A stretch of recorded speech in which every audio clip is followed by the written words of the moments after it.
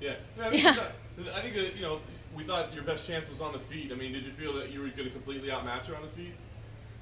Yeah, I did, absolutely, and I also knew I was gonna out grapple her as well. She pulled like guard or something, so that kind of threw me off a little bit. I was expecting the single leg, but once I stopped the first couple like attempts of her coming in, then I also felt her strength, and it wasn't anything like mine. So yeah. Going into it, did you know that? I mean, we thought this was kind of the matchup of these top prospects, right? Two young prospects that look like they're the future of the division. I mean, did you feel like this was going to be a test to prove you are deserving, or did you know that you were going to be able to outclass her? I absolutely knew it. Do you have faith, it seems like you're one of the hardest hitters in the division, and a lot of women can't match your strength. Do you just take a punch and you think, okay, there's nothing here, and then you can just march forward? Is that how you feel, isn't it? No, the idea is never to just take a punch and then just march forward, but I do know that I possess the strength that not many women, if any women in the division, possess the strength that I have. I actually didn't even do any strength and conditioning for this camp aside from a little bit of like conditioning with my coach, but not a single weight was lifted in this camp. I just hit hard and I put in the work, and it doesn't come from strength training. It comes from hitting over and over and over and over and creating that power. Do you think Paige Van Zandt will answer the call? I'm sorry? Do you think Paige will answer the call? I doubt it, but if she does, I'll be here. So your coach, Ben Askren on Twitter was saying he thinks you'll ruin her Instagram career if you end up fighting her. Oh, I absolutely will ruin her Instagram career. These elbows hit hard, and they cut you up. Whose decision was it to not lift weights? I mean, was that like a philosophical change that your team came to? No, I just put on a lot of muscle and a lot of body mass, both body fat and muscle, really fast, especially when I'm eating correctly and training as much as I do. So I just put on weight really fast. So the strength side, I knew that I'm strong enough to fight, and honestly, your whole job is to go into a cage and fight. So your whole training should be fighting, and that's kind of the approach I've taken, at least in this camp specifically, is do more of what you already do. So if I'm going in the cage to fight, I should probably train fighting more. When we talked to you ahead of the fight, you said that strawweight was still a possibility for you. I don't know how hard the weight cut was. I mean, obviously, you got to get behind the hoop and all that good stuff. I mean, so talk to us about how the weight cut was, and in retrospect, I mean, do you still feel like strawweight is a possibility or not? I do, and like I said, it's been a work in progress because I've been working with the Performance Institute in Clint. It's been a year, and we've seen huge changes in my my metabolic system.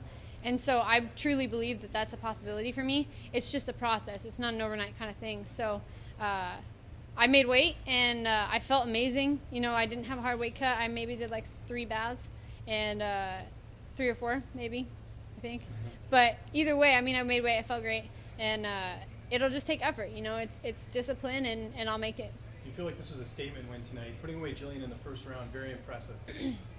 I do. I just did an interview back in the back, and the question was about like if I felt like this was the most impactful fight that I've had, and I think each one has shown a different side of me, and this one kind of showed the just brawler and just like run forward, strike, and ruin your life kind of fight. And then the debut was obviously great, and the JJ Aldrich fight was a good fight to show a little bit of adversity. So I think they've all made a huge impact in my career. And there's been some talk, leading into this fight that you were overlooking Gillian because of the Paige Van Zandt talk. Do you feel like you kind of silenced those critics with that win tonight? Absolutely. I don't overlook anyone. I train as though that person that I'm fighting is the best in the world, but that doesn't mean I'm going to give them the credit that kind of credit on social media either.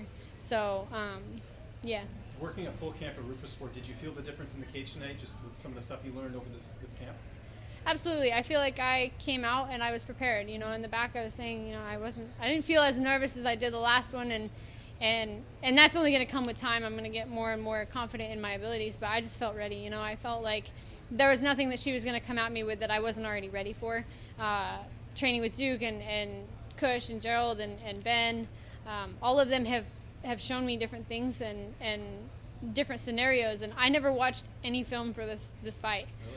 They watched it all, and they just prepared me for the scenarios that they thought would be shown to me. And Brendan winning earlier in the night, did that impact you at all? Just heading into the fight, give you a little bit of a boost? That did. When I was in the back, I was anxious because anytime I watch someone that I know and I train with fight, it makes me nervous. You know, being in the gym with people, you know, with Brendan and all the guys at Rufus Sport, I mean, they're like family. You know, they call me one of the guys. So I definitely feel like it's kind of a family kind of thing. And seeing him get the win, you know, that first round, I was like this. I was like tapping my leg, and I'm sitting there. And no, to see him get the finish, I was so happy, and he should be proud of that win. What's written on your hand? What's written on my hand? It says, "I am undefeated." And then there's a Bible verse. And then on my wrist it had 8-0. And then I always write on my gloves, my hand wraps, and my arms. What's the Bible verse? The Bible verse is Psalm 144, verse 1. And it's the Lord who prepares my hands for battle. And it's that one. Hypothetically, Paige turns out in the fight. Dana comes to you, the matchmakers come to you and say, all right, pick someone else. Who are you picking? Well, first of all, if Paige turns out in that fight, I'm going to assume I'm 9-0. And after that, you know, we've talked about a couple of different things. You know, I've had a couple of different conversations. There's been talk about Antonina Shevchenko. I mean, obviously, any of the girls in the division, I really don't care. You know, it's whoever Dana and my team and all of us we decide on.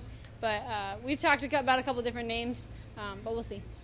You talked earlier that you were according to ESPN the sixth best fighter on 25. I think I should go to number one now. That? Yeah, I think I should go to number one now. Are you looking to get right back in the cage? What are you thinking? Yeah, I mean, my hands are good. I in the last fight, I broke my hand. I had thumb surgery. So I came back after 6 months, and this fight I came out, and I feel pretty great. So, yeah. After your debut, you said you were eyeing big cards. That's what you want.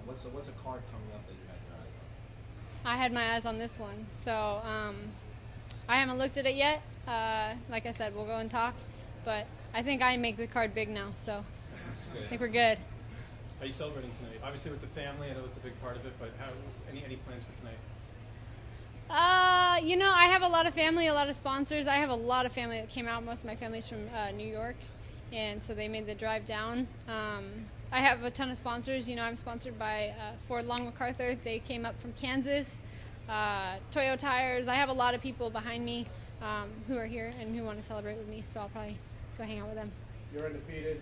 You just mentioned this was a big card. You're on the main card against a ranked opponent. I mean, you have one of these wow moments, eye-opening. That said, do you think you deserve to be a co-main event or maybe even a main event next?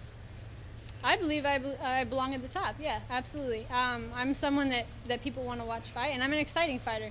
You know, so I can guarantee that anytime I come out, you know, I'm gonna come out swinging, and I'm gonna come out for a finish. So I definitely belong in the main event spot or a co-main event spot because, you know, it's kind of like the grand finale. I feel like that fight that I had was a finale fight. Are you going to ask for it? Yeah, sure, why not?